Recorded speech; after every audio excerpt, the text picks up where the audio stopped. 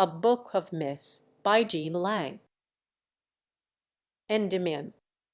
To the modern popular mind, perhaps none of the goddesses of Greece, not even Venus herself, has more appeal than has the huntress goddess, Diana. Those who know but little of ancient statuary can still brighten to intelligent recognition of the huntress with her quiver and her little stag when they meet with them in picture gallery or in suburban garden. That unlettered sportsman in weather-worn pink, slowly riding over the fragrant dead leaves by the muddy roadside on this chill, gray morning, may never have heard of Artemis, but he is quite ready to make intelligent reference to Diana to the handsome young sportswoman whom he finds by the covert's side. And Sir Walter's Diana Vernon has helped the little red public to realize that the original Diana was a goddess worthy of being sponsored to one of the finest heroines of fiction. But not to the sportsman alone, but also to the youth or maid who loves the moon, they know not why, to those whom the shadows of the trees on a woodland path at night mean a grip of the heart, while pale Dian scuds over the dark clouds that are soaring far beyond the tree-tops and is peeping, chaste and pale, through the branches of the firs and giant pines. There is something arresting, enthralling, in the thought of the goddess Diana, who now has for hunting ground the blue firmament of heaven, where the pale Pleiades glitter like a swarm of fireflies tangled in a silver braid. Tennyson. Again and again in mythological history we come on stories of the goddess, sometimes under her best known name of Diana, sometimes under her older Greek name of Artemis, and now and again as Selene, the moon goddess, a Luna of the Romans. Her twin brother was Apollo, god of the sun, and with him she shared the power of honoringly wielding the bow and of sending grave plagues and pestilence, while both were patrons of music and of poetry.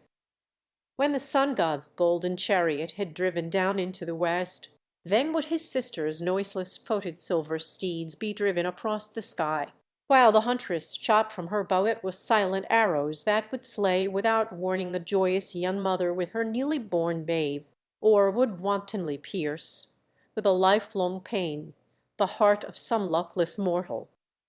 And one night, as she passed Mount Latmus, there chanced to be a shepherd lad lying asleep beside his sleeping flock.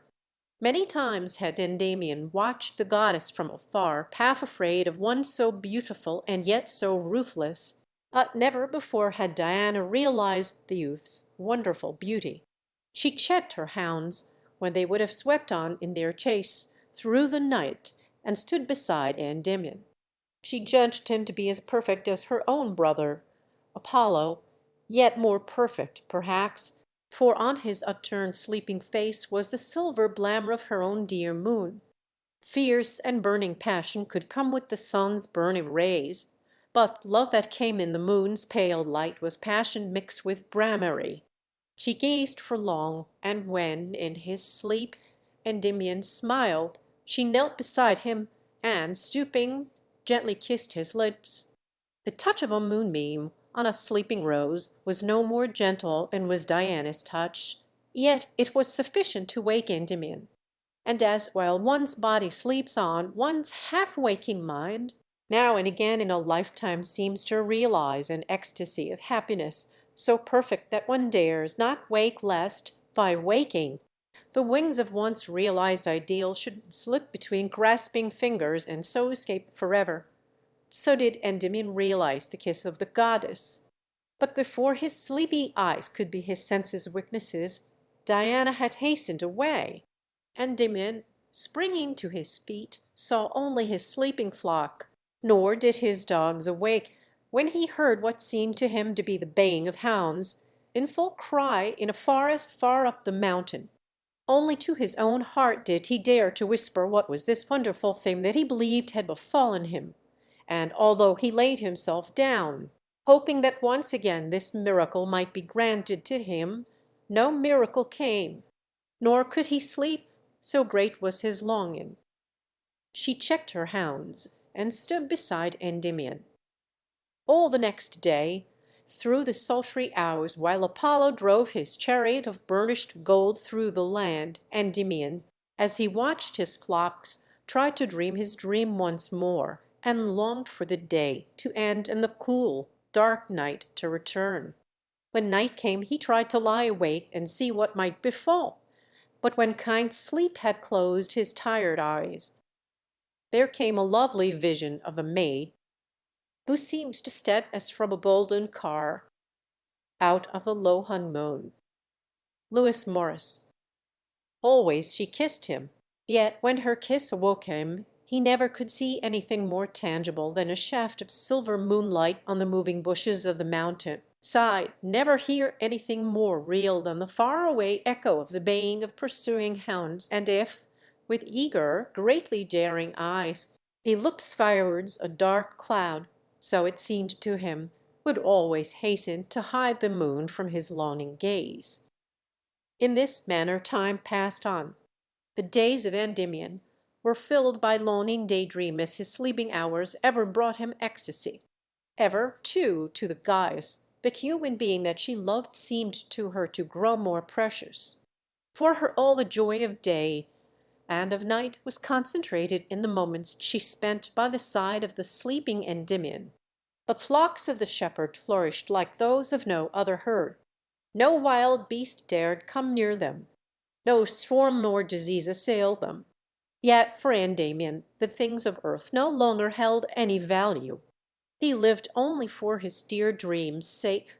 Had he been permitted to grow old and worn and tired, and still a dreamer, who knows how his story might have ended? But to Diana there came the fear that with age his beauty might wane, and from her father Zeus she obtained for the one she loved the gifts of unending youth and of eternal sleep. There came a night when the dreams of Endymion had no end.